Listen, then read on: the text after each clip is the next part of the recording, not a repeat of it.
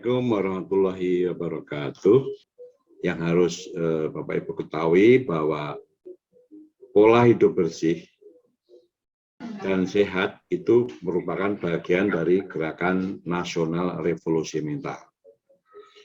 Baik, saya akan mulai. Apa sih yang disebut dengan revolusi mental? Itu kan revolusi itu kan revolusi mental itu ketika zaman Bung Karno sudah dicetuskan ya. Tapi sekarang ini akhir-akhir ini muncul lagi. Apa itu? Yang paling utama, jadi gerakan revolusi itu diredefinisi. Artinya diberikan definisi sesuai dengan kebutuhan sekarang. Bukan revolusi dalam rangka merebut kemerdekaan, tapi revolusi yang dalam rangka mengisi, mengoptimalkan kesempatan yang harus diberikan pada semua warga Indonesia untuk mengisi nilai-nilai positif kemerdekaan. Itulah ya. Nah, tadi saya katakan bahwa nilai utama revolusi mental itu ada 3, yaitu integritas, etos kerja, dan gotong royong. Integritas itu dimensinya apa? Jujur, dapat dipercaya, berkarakter, bertanggung jawab, konsisten. Indonesia ini saya yakin masih lebih banyak orang yang memiliki integritas yang tinggi dibandingkan tidak. Hanya segelintir orang yang tidak berintegritas itulah yang bisa mempengaruhi lingkungannya. Dari diri sendiri, yang biru itu, dari diri sendiri. Kemudian setelah diri sendiri selesai, dari keluarganya masing-masing. Nah, 5 gerakannya apa? 5 gerakan programnya apa? Yang pertama adalah gerakan Indonesia melayani. Gerakan Indonesia bersih. Nah, ini pola hidup bersih itu bagian dari gerakan nasional kita. Gerakan Indonesia tertib. Nah, ini dengan banyaknya sistem aplikasi yang dicetuskan oleh negara memberikan hidup tertib. Saya di sini akan menyampaikan kesiapsiagaan mental begitu dalam menghadapi pandemi COVID-19 ini dalam konteks keluarga ya Bapak Ibu. Sementara nanti di konteks sekolah itu akan dibahas lebih lanjut pada sesi kedua pada hari Senin tanggal 27 oleh Ibu Sugini dalam konteks sekolah. Baik. Nah, saat ini kita sama-sama berada dalam situasi yang penuh tantangan ya Bapak Ibu ya. Semua masyarakat di dunia menghadapi pandemi COVID-19 ini. Yang mana pandemi ini datangnya itu tidak diundang, moga-moga pulangnya juga nggak minta diantar begitu ya. Jadi situasi yang datang secara tiba-tiba, spontan begitu. Kemudian juga karena dia datang tiba-tiba, tentu saja membuat kita semua belum siap begitu menghadapi situasi tersebut ketika awal menghadapinya. Kemudian juga mungkin kalau misalnya sudah tertular begitu, kemudian bisa mengatasi, lalu tapi masih ada stigma atau pandangan negatif dari lingkungan. Bagi sebagian orang atau beberapa orang yang belum bisa beradaptasi dengan itu, ini menjadi sebuah situasi yang membingungkan, kan diperkeruh dengan adanya pihak-pihak yang tidak bertanggung jawab yang menyebarkan berita-berita yang tidak benar begitu hanya untuk memeriahkan suasana begitu ya. Ibaratnya itu memperkeruh air yang sebenarnya sudah keruh begitu. Dalam menghadapi dampak-dampak tersebut ada hal-hal yang bisa kita lakukan. Terutama dalam hal ini adalah dalam konteks keluarga, karena keluarga sebagai kelompok terkecil begitu ya, kelompok terdekat dari kita. Bagaimana keluarga ini supaya punya ketangguhan begitu. Keluarga yang tangguh itu akan bisa menyiapkan mental yang baik dari para anggota keluarganya. ketika mentalnya baik, maka kesehatan mentalnya juga bisa terjaga dengan baik juga. Nah, orang tua dalam konteks keluarga ini memiliki peran yang begitu besar ya, karena orang tua yang bertanggung jawab terhadap jalannya roda keluarga tersebut. Pola hidup sehat yang biasanya bergadang itu harus disetting supaya pola tidurnya baik, yang biasanya makannya tidak teratur ini perlu diatur dengan baik supaya imunnya tetap baik. Kemudian juga selain positif, selain adaptif, harus produktif Bapak Ibu pikirannya. Ya tadi, jangan berfokus pada analisis kenapa, oh tidak, kenapa kok ini terjadi, menyesali kehidupan, meratapi nasib. Jangan berfokus pada itu, tapi berfokus pada solusi. Apa yang akan kita lakukan setelahnya kalau kondisinya memang sudah seburuk ini. Nah, tapi meskipun kita membatasi sosialisasi secara langsung, kembali lagi tadi, manusia sebagai makhluk sosial tetap membutuhkan orang lain ya. Kalau di materi Pak Bagio tadi ya, tidak ada manusia yang tidak bergantung pada orang lain. Mengikuti, kalau kita mau berhasil melewati kondisi buruk ini, jadi yang pertama adalah kita menyadari dulu bahwa ada kondisi buruk, lalu kita terima. Nah, setelah kita terima adalah beradaptasi begitu untuk semua orang. Tapi kembali lagi, yang penting itu bukan masalahnya begitu, tapi bagaimana kita mempersepsi masalah tersebut. Masalah yang menegangkan pun itu tetap bisa kita hadapi dengan tenang kok, dengan rileks kok begitu. Nah, kontrolnya ada di Bapak Ibu sekalian. Ini materi yang diberikan kepada saya, pencegahan dan penanggulangan COVID-19. Ya, jumlah vaksinasi sudah cukup banyak, ya. 77 juta, dengan kita lihat jumlah kasus harian masih cukup lumayan, tetapi ternyata memang angkanya melandai. Ya, kita lihat di sisi kiri bawah, ini adalah grafik dari jumlah kasus di Indonesia ya. Ketika suatu penyakit memberat, kita lihat inflamasinya, severity atau beratnya penyakit itu beda anak dewasa sama usia lanjut. Kita lihat kalau anak itu garis putus-putus kecil-kecil, ternyata dia segera turun. Jadi kalau terkena fase akut dia langsung sembuh, langsung membaik. Beda dengan usia lanjut, beda dengan usia tua ya. Usia tua makin lama malah makin memberat. Yang jadi perhatian malah mungkin anak-anak bisa jadi fokus penularan karena mungkin infeksinya tidak begitu kelihatan. Ya, yang jadi masalah untuk pembelajaran tatap muka ini memang kita melakukan risiko terinfeksi, kita tidak melakukan juga ada risiko ya risiko seperti putus sekolah karena anak-anak harus bekerja ya, karena orang tua juga tidak bisa mendampingi anaknya belajar mengajar ya, kemudian ada kendala tumbuh kembang ya karena mungkin kesenjangan capaian belajar, ketidakoptimalan pertumbuhan, dan ada learning loss, hilangnya pembelajaran secara berkepanjangan. Kemudian bisa juga menyebabkan tekanan psikososial dan kekerasan dalam rumah tangga ya. Ya, Bapak Ibu hadirin semuanya, ya kita tahu ya kalau transmisi COVID-19 terutama lewat droplet ya. Droplet yang dibatukkan oleh orang nanti bisa menyebar ke sekitarnya, jika dihirup langsung terinfeksi, jika dia menempel nanti bisa tersentuh tangan dan tangan itu nanti bisa menyebabkan penularan. Ya, ini adalah cuci tangan ya. Cuci tangan saya rasa sudah paham semua ya. Sebenarnya ada langkah-langkah WHO, ada 6 langkah ya. Ada 6 langkah, kalau pakai hand sanitizer 40 menit, pakai sabun 60 detik, 40 detik sama 60 detik. Ya, kenapa pakai sabun? Karena sabun itu bisa membuang dari bakteri ya, dan COVID itu sangat mati dengan sabun. Ya, ini penting juga ya, memakai masker. Ya, gimana sih cara memakai masker yang benar? Kadang kita lupa ya. Ya, pertama tetap kita kalau bisa maskernya itu bersih, berarti tangan kita harus bersih ya. Dan jangan lupa setelah melepas masker kita wajib cuci tangan karena masker itu kotor ya.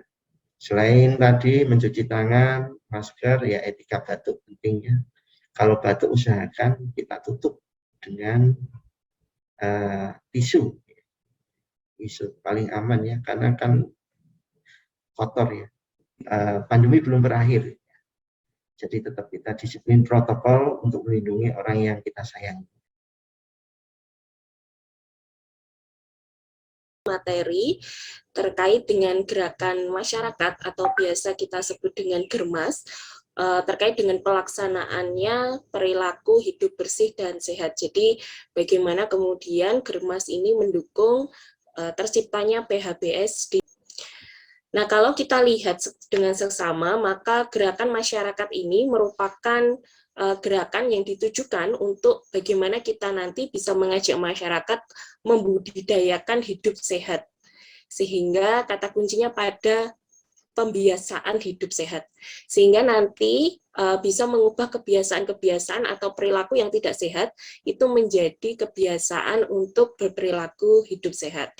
Nah, kegiatan utama dari Germas terkait dengan yang pertama adalah peningkatan aktivitas fisik, kemudian PHBS, kemudian penyediaan pangan sehat dan percepatan perbaikan gizi, kemudian peningkatan pencegahan dan deteksi dini penyakit, kemudian peningkatan kualitas lingkungan, dan peningkatan edukasi hidup sehat. Nah, bagaimana kemudian penerapan PHBS untuk mencegah COVID, yaitu dengan cara meningkatkan imun. Dengan cara seperti apa? Yang pertama, konsumsi gizi seimbang. Ya, tadi ya, misalnya makan sayur dan buah tadi ya, gerakan makan sayur dan buah.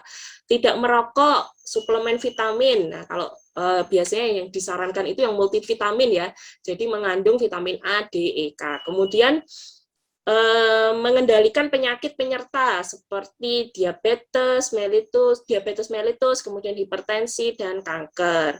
Nah, ini harus dikendalikan. Jadi pengobatannya harus rutin. Istirahat yang cukup. Nah, ini penting ya. Istirahat yang cukup itu penting, dan aktivitas. Jadi exercise yang ringan saja, misalnya jalan setiap pagi atau naik sepeda gitu ya, atau lari, jogging kecil-kecil gitu ya, sprint gitu. Menjaga jarak.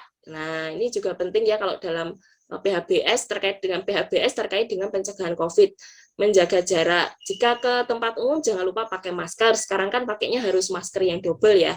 Jadi masker non kain kemudian dipakaikan masker kain. Ini yang menjadi utama, yaitu bagaimana kemudian kita bisa menerapkan PHBS itu di sekolah. Nah, maka yang penting adalah mematuhi prinsip pelaksanaan PTM yang terbatas, yaitu yang pertama, sekolah harus diizinkan oleh Pemda dan orang tua. Nah, syarat sekolah aman itu adalah aman untuk melaksanakan PTM itu adalah sekolah berada di wilayah PPKM level 1 sampai 3. Kemudian tidak ada kasus atau penularan di lingkungan sekolah, dan sekolah telah mengisi dan memenuhi daftar kesiapan satuan pendidikan di masa pandemi COVID-19. Jadi ini memang ruang lingkup dari gerakan masyarakat atau Germas ini adalah bagaimana kemudian kita bisa membiasakan untuk hidup sehat, sehingga jikalau ada kebiasaan-kebiasaan perilaku yang itu tidak sehat, harus diubah menjadi perilaku hidup sehat. Bismillahirrahmanirrahim, izinkan saya untuk 60 menit ke depan kurang lebih ya untuk menyampaikan materi terkait dengan skenario pembelajaran bagi anak berkebutuhan khusus di masa pandemi. Kita akan membahas terkait dengan yang pertama, kendala pembelajaran selama pandemi, kemudian peluang mengadakan pembelajaran selama pandemi, kemudian tantangannya seperti apa, kemudian aspek-aspek pembelajarannya, kemudian yang berikutnya terkait dengan skenario, yang kemudian berikutnya skenario luring, yang tadi sudah sangat banyak disampaikan oleh Ibu Kiki terkait dengan protapnya begitu. Monggo Bapak Ibu bisa open mic menyampaikan kendala yang sudah dialami atau lewat chat box. Yang kami alami Bapak Ibu gurunya, kendalanya kurang lebih ya terkaitnya dengan itu, jaringan internet, kemudian pembelajaran secara daringnya akhirnya tidak bisa maksimal gitu. Lebih seperti penyampaian materi, kemudian pemberian tugas. Apalagi orang tuanya gurunya, Bapak Ibu. Saya bisa membayangkan betapa repotnya Bapak Ibu guru yang masih kagungan putra-putri yang kecil masih mendapat membutuhkan pendampingan. Ada satu juga kendala di kami ini respon dari orang tua yang sangat sulit sekali. Jadi Mas secara umum alhamdulillah responnya bagus, cuma ada 1-2 orang tua yang memiliki respon yang sangat kurang. Nah, kemudian tadi kendala, kemudian peluang, sekarang tantangan. Adanya kekhawatiran pertanggungjawaban terhadap terjadinya klaster baru di sekolah tatap muka dan sudah ada berita-berita. Yang berikutnya aspek pembelajaran. Aspek pembelajaran ini nanti berisi terkait dengan kesiapan sekolah. Seperti apa kesiapan sekolah? Kemudian PTM terbatas ini harus dilakukan dengan protokol kesehatan ketat dan terpantau oleh pemerintah daerah. Kemudian skenario pembelajaran daring,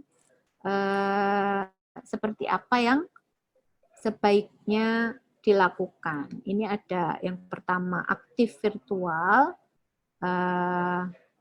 conference, dan yang kedua pasif. Nah, kalau yang aktif, ini yang pertama, skenario pembelajaran ini memungkinkan guru bersama peserta didik berkebutuhan khusus maupun tidak berkebutuhan khusus melakukan proses pembelajaran secara langsung melalui platform digital, misalnya Zoom Cloud Meeting seperti ini, atau Google Meet, atau sejenisnya.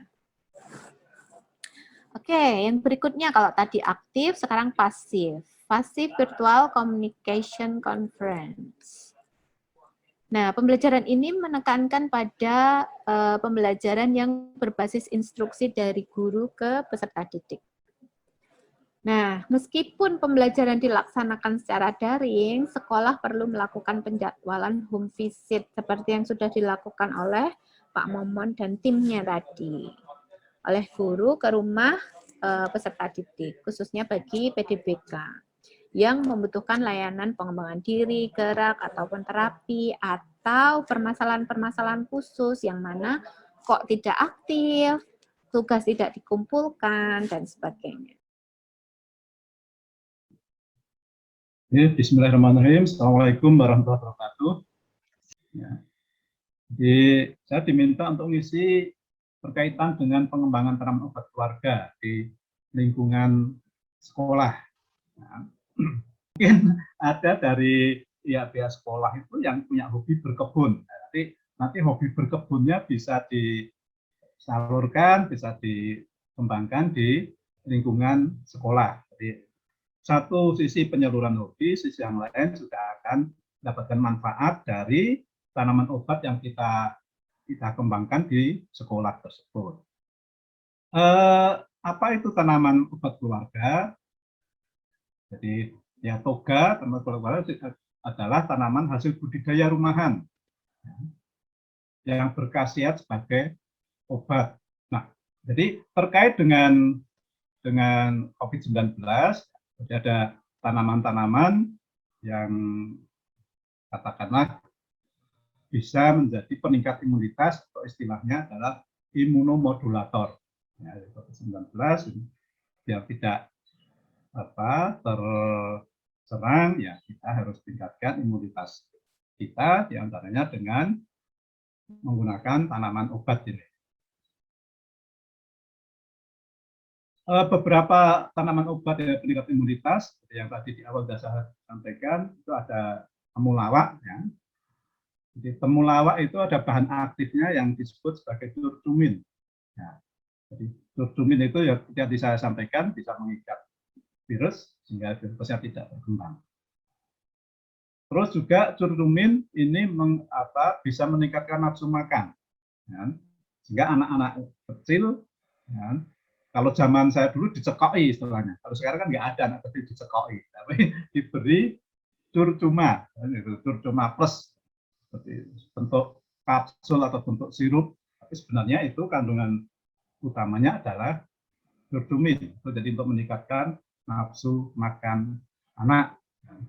Sehingga kita dengan mengkonsumsi temulawak, ya, kalau saya itu pagi misalnya gitu dari kita seduh ya, dari seduh temulawak itu kita seduh, ya, satu sisi untuk meningkatkan imunitas, sisi yang lain tadi untuk meningkatkan nafsu makan. Sehingga saran saya kalau minum temulawak ya lebih baik itu pagi hari, jangan malam hari. Ya, kenapa tidak malam hari? Nanti malam hari bikin lapar,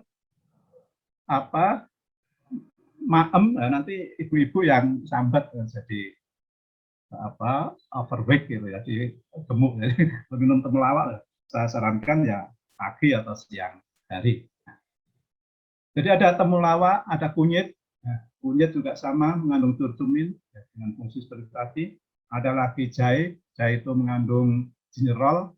Gingerol juga dari penelitiannya Profesor Hartono itu juga punya fungsi untuk mengikat virus ya, sehingga ini bisa sebagai katakanlah peningkat imunitas tadi.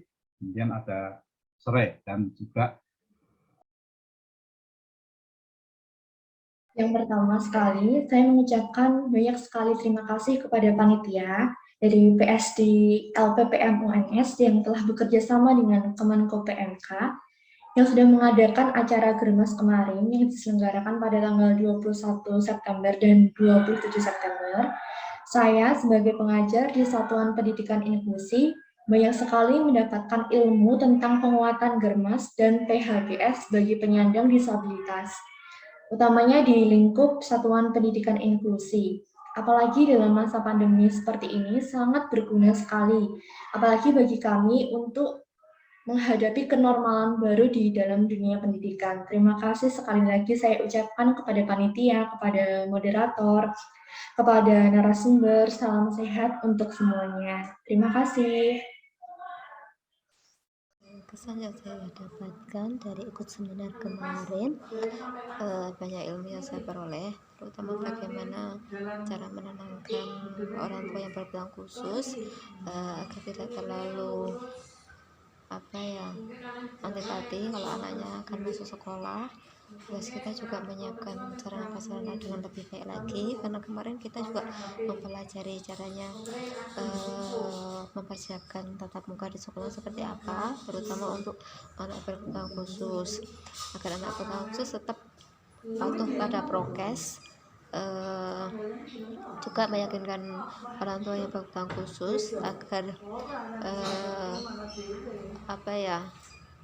merasa nyaman, aman anaknya mengikuti kegiatan tatap muka, tidak was-was lagi.